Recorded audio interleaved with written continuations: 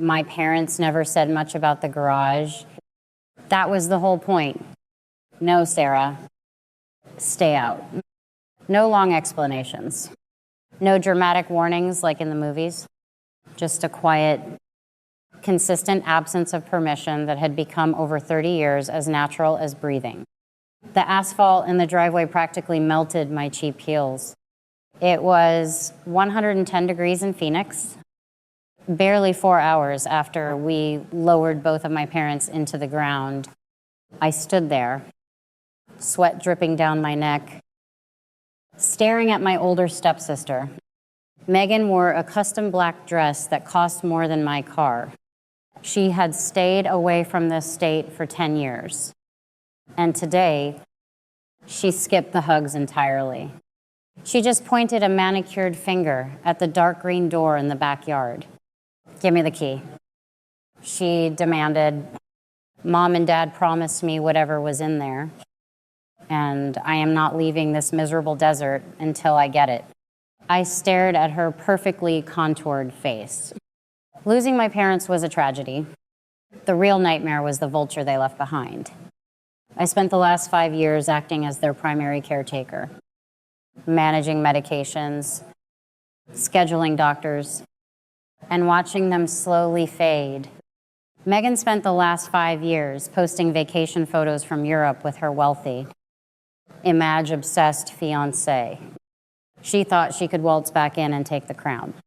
She forgot I spend every day managing entitled, bullying teenagers in a high school classroom. I do not break under pressure. Megan invaded the house like a hostile corporate takeover. She marched through the living room, her fiancé trailing behind her, criticizing the dated 1970s decor. She took inventory of the antique silver, the china cabinets, and the television. I stood by the kitchen island, gripping the edge of the granite counter until my knuckles turned white. Then, she tossed a piece of paper onto the counter. It was a printed 30-day notice to vacate. You need to start packing, Sarah. She said, her voice dripping with artificial pity. The estate is legally mine. I am the eldest. I am the most successful. And quite frankly, you have leeched off them long enough. I will allow you to take the old guest room furniture. My best friend Jason walked into the kitchen just in time to hear that he dropped the box of funeral programs he was carrying. Jason is practical, fiercely loyal, and entirely immune to Megan's intimidation tactic. He looked at the fake eviction notice, then looked at me, Sarah. She is not just grieving. Jason whispered, leaning in close. She is hunting. You need to secure this property today. I looked out the kitchen window. The blinding Arizona sun beat down on the backyard. Megan was out there again. Her fiancé held a large black umbrella to shield her from the heat while she aggressively yanked on the heavy padlock of the green garage door. When pulling failed, she walked over to her rental car, popped the trunk, and pulled out a heavy steel crowbar. My blood ran cold. She was willing to commit a crime in broad daylight just to get inside. Whatever secret my parents guarded for 30 years was sitting behind that door. And if Megan was desperate enough to shatter a lock for it, I had to beat her to the punch. I waited until midnight. The desert air finally cooled, leaving a heavy, suffocating stillness over the neighborhood. I pulled my father's keychain from my pocket. It held the single brass key he carried every day of his life. I slipped out the back door, crossed the dry grass, and stood before the heavy steel reinforced door. The lock clicked. The door swung outward, groaning against the hinges, expecting to find a dark family secret. Old Yunk, or a bizarre hobby. I reached inside and flipped the light switch. Fluorescent tubes stuttered to life. I stopped breathing. It was not a storage shed. It was a meticulously organized, climate-controlled archive. Professional filing cabinets lined all four walls. A large folding table sat in the center, covered in neat stacks of binders. I approached the table. My hands shook as I opened the first binder. I did not find charity receipts or old love letters. I found my sister's name. Page after page, the truth stared back at me. There were copies of forged signatures on second mortgages. There were bank statements highlighting secret, coerced loans. There were printed emails where Megan ruthlessly threatened to abandon our parents in a substandard nursing home if they did not wire her cash. The total amount stolen over 15 years was precisely mapped out in red ink. $450,000. I backed away from the table, my mind spinning. Underneath the final ledger sat a sealed envelope. My mother's elegant handwriting simply read, "For Sarah." I tore it open. The letter changed everything. My parents were not weak victims suffering in silence. They were terrified of Megan's explosive, litigious wrath, and the high-powered lawyers her fiancé could afford.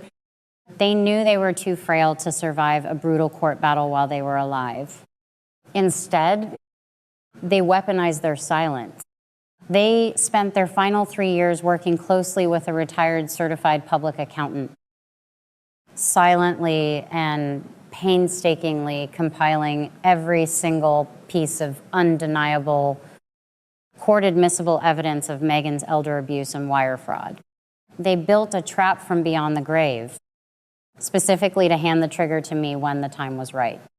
This archive was entirely certified, notarized, and legally bulletproof. I sank to the cold concrete floor. The anger of being excluded melted into profound, fierce gratitude. The garage was never a secret kept from me. It was a fortress built for me. My tears stopped. A cold, calculated resolve took root in my chest. By sunrise, Megan's harassment reached a fever pitch. My phone buzzed relentlessly. She sent paragraph after paragraph of venom, threatening to call the police if I did not surrender the house keys immediately. Her messages were completely unhinged. She claimed she was the only one who truly loved our parents and that the money she took was her rightful compensation for having to endure a mediocre family. She truly believed her own lies. Narcissists like Megan cannot survive in a reality where they are the villain. So they rewrite history to make themselves the victim. She relied entirely on her pristine public image and her fiancé's wealth to maintain her delusion. I did not argue. I did not send an emotional essay. I typed a single reply. "We will settle this at the estate lawyer's office tomorrow at 10 o'clock in the morning. Bring your fiancé." The moment I hit send, I called Jason. We moved with ruthless efficiency. Jason backed his truck right up to the garage. We loaded every single real box, binner, and filing cabinet into the truck bed, covered them with a tarp, and drove them straight to a secure bank vault downtown. We drove back and filled the empty garage shelves with decoy boxes stuffed with old magazines, junk mail, and loose paper. Jason spent the next 2 hours installing hidden, motion-activated night vision cameras in the rafters, linking the live feed directly to my phone and a secure cloud server. I took the master binder, the pre-audited certified public accountant report, and drove to the Phoenix Police Department. I walked into the Financial Crimes Division and handed it to a detective. The trap was baited, set, and waiting for the vulture to land. The next morning, the air conditioning in the estate lawyer's conference room hummed quietly. Megan arrived looking like she was attending a charity gala, clinging tightly to her fiancé's arm. She commanded the room immediately.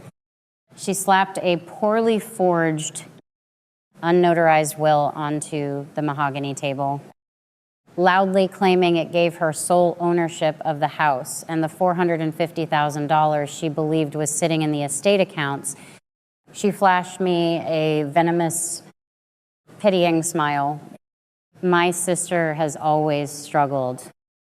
She told the lawyer, I am happy to let her take the old microwave before I list the property. I sat entirely still. I channeled my mother's patience and my own hardened grit. I let Megan talk. I let her dig the hole as deep as possible in front of her high society fiancé. The lawyer adjusted his glasses, looked over her fraudulent document, and then looked at me.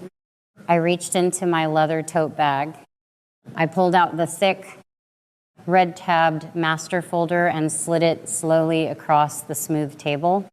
That is 15 years of your wire transfers, forged second mortgages, and the threatening voicemails you left Dad when his heart was failing. I said, my voice barely above a whisper, but hitting the room like a physical blow. Mom and Dad spent their last 3 years working with a private auditor. This binder is already certified. All I had to do was hand it to the detective yesterday. The blood instantly drained from Megan's face. Her jaw went slack. The lawyer folded his hands over the binder. I cannot process this probate, he stated firmly. The estate is officially frozen due to an active criminal investigation by the state of Arizona. Right on cue, the heavy conference room door swung open. 2 Phoenix police detectives stepped inside. They did not carry handcuffs. They carried a stack of papers. They walked directly to Megan and served her with a grand jury subpoena for her financial records, instructing her to accompany them for a preliminary interview regarding felony elder financial abuse. The true destruction was not legal. It was social. Megan's fiancé, a man whose entire life was built on public image, pristina credit, and elite social circles, looked at the forged documents with absolute disgust. Megan reached for his arm, her mask fully slipping. It was mine, she shrieked, her voice cracking. They owed it to me. He physically stepped away from her, pulling his arm out of her grasp.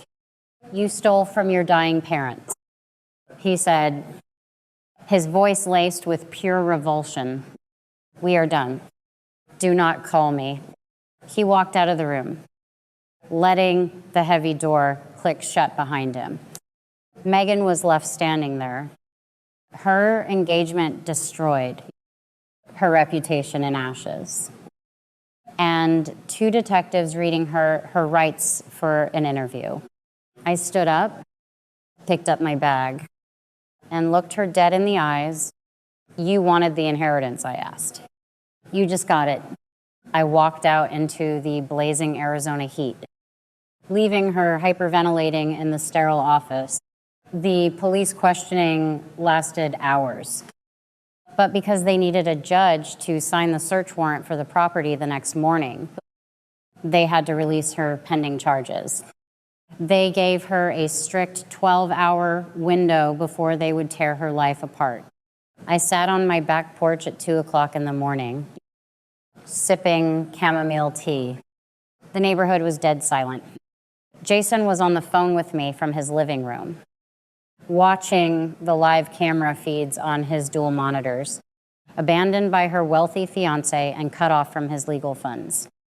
Megan was trapped. A desperate narcissist backed into a corner will always make a fatal mistake. She believed the evidence was still in the garage. She believed if she burned the paper trail tonight, the police would have nothing to seize tomorrow. A shadow moved along the wooden fence. She is here. Jason whispered through the phone. I am patching the feed to dispatch now. The cruisers are already parked 2 blocks away. I watched the dark figure slip into the yard. Megan carried a pair of heavy bolt cutters and a red plastic gas can. She moved frantically, prying the padlock off the door. She stepped inside, unscrewed the cap, and began sloshing gasoline all over the decoy boxes we had carefully stacked. She struck a match. As the small flame hit the cardboard, the entire backyard erupted. Not in flames, but in blinding, stadium-level LED floodlights. Megan froze. The harsh white light caught every angle of her terrified, panicked face. She dropped the gas can. The sirens wailed almost instantly, tearing through the quiet night. Before she could even sprint for the fence, 3 officers flooded through the side gate, tackling her onto the patchy Arizona grass. She did not just fail to destroy the evidence. She had just committed first-degree arson and attempted destruction of evidence on live, 4K night vision video. I stood on the porch, my tea still warm in my hands, watching the red and blue lights paint the side of the house. The threat was permanently neutralized. The garage on Garnet Street is empty now. I never repainted the heavy door. I did not tear the structure down. I leave it standing there as a monument, not to my parents' secret, but to the harsh reality of what family actually means when the masks finally come off. It took me a long time to unpack the psychology of what happened in that house. I spent weeks staring at the empty shelves, realizing that Megan's entitlement was never just greed. It was a psychological armor. Narcissists cannot survive in a world where they are the villain, so they constantly rewrite history. I had spent years playing the role of the silent, enduring caretaker, confusing my passivity with peace. I thought that by keeping my head down, I was protecting the peace of the household.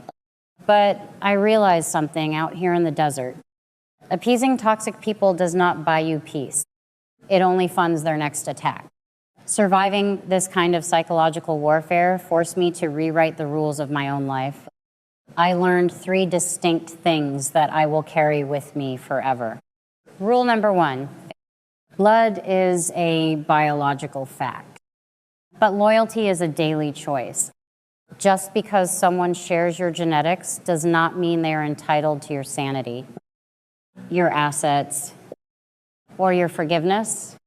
Toxic family members will weaponize the word family to force you to accept behavior you would absolutely never tolerate from a stranger.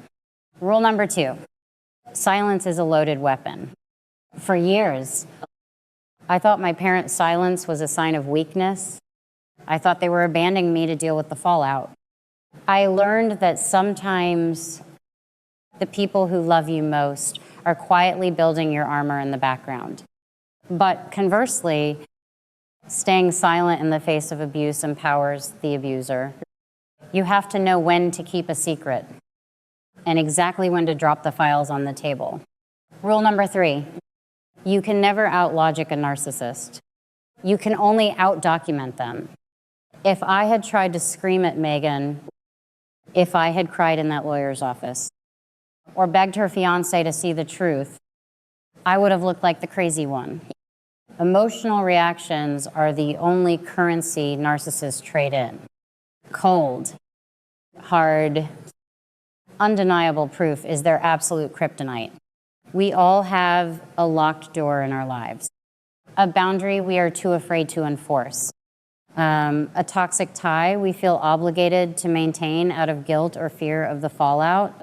So I have to ask you, who in your life is holding the crowbar right now, and what exactly are you going to do when they finally try to break the lock? If this story resonated with you, if you have ever had to cut a toxic tie to save yourself, drop a lock emoji in the comments. Share this with someone who desperately needs the courage to change the locks on their own life. Subscribe for more stories about taking your power back. And remember that you are allowed to walk away. I know exactly what you are screaming at the screen right now. You are sitting there wondering, why on earth did her parents wait so long? Why did they let the sister steal $450,000 over 15 years instead of just calling the cops on day one? Why did Sarah suffer in silence for so long? It is incredibly easy to judge from the outside. But let us decode the psychology of what actually happens in a toxic family dynamic. This is driven by something psychologists call the slot machine effect, or intermittent reinforcement. When you are dealing with a narcissistic family member, they are not evil 100% of the time. If they were, you would just walk away. Instead, they give you crumbs, a fake apology here, a nice family dinner there. It keeps you pulling the lever, hoping that this time you will hit the jackpot and finally get the sister or the daughter you deserve. Sarah and her parents were not stupid. They were trapped in a cycle of hope and obligation, paralyzed by the fear of blowing up their own family. But let us talk about how Sarah broke that cycle, because her financial and legal self-defense was absolutely brilliant. First, look at the audit strategy.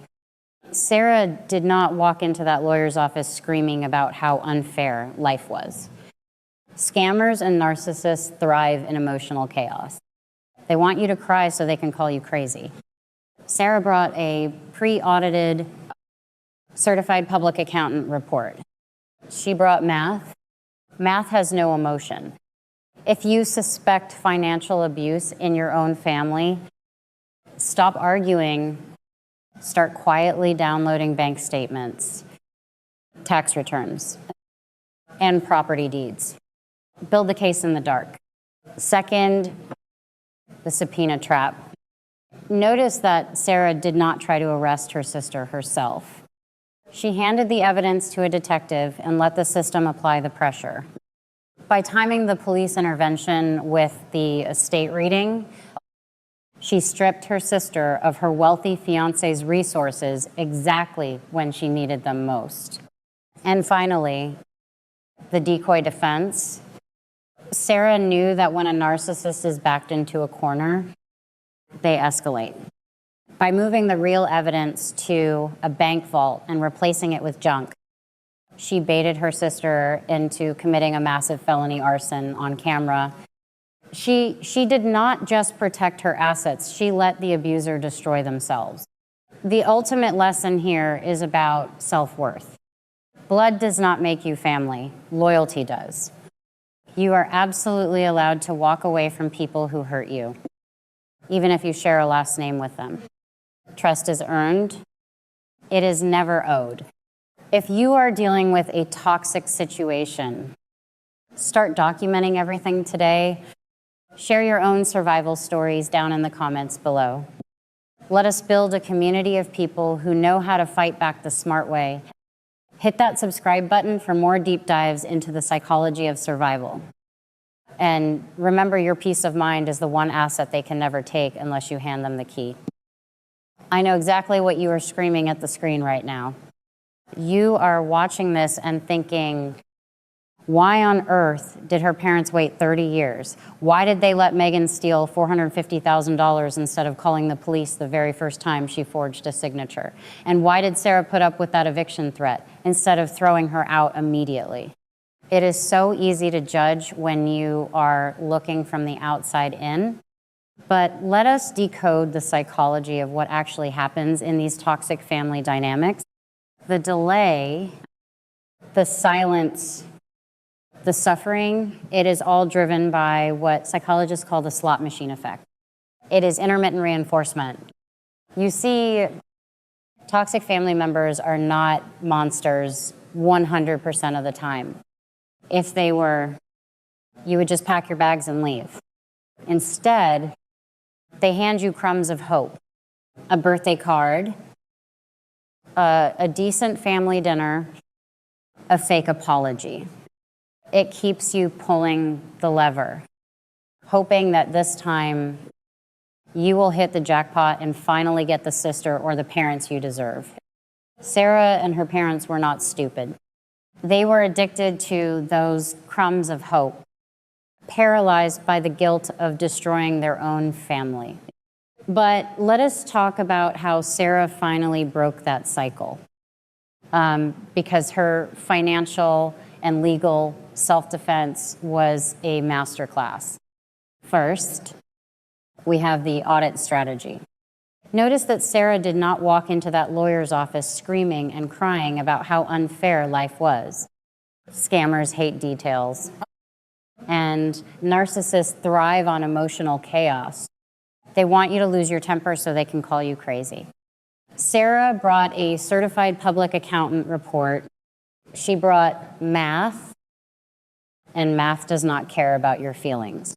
Second, look at how she approached building the case. She did not confront Megan immediately. She quietly moved the real evidence to a bank vault and set up decoy boxes with hidden cameras. She gathered her proof in the dark, legally and systematically. Finally, we have the buyout. The final settlement at the estate reading was not about getting the money back. It was about investing in her absolute freedom. By handing the master evidence to the detectives, she let the criminal justice system do the heavy lifting, stripping Megan of her wealthy fiancé and her power in one flawless move. She bought out her toxic siblings' influence over her life permanently. The ultimate lesson here is about your self-worth. Blood does not make you family, loyalty does. You are absolutely allowed to walk away from people who continuously hurt you, even if you share a last name with them. Trust is earned. It is never owed.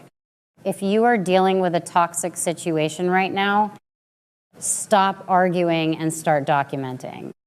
Share your own survival stories in the comments below, because your experience might be the exact blueprint someone else needs to escape. Subscribe for more Street Smart insights. And remember, your peace of mind is the one asset they can never touch unless you hand them the key.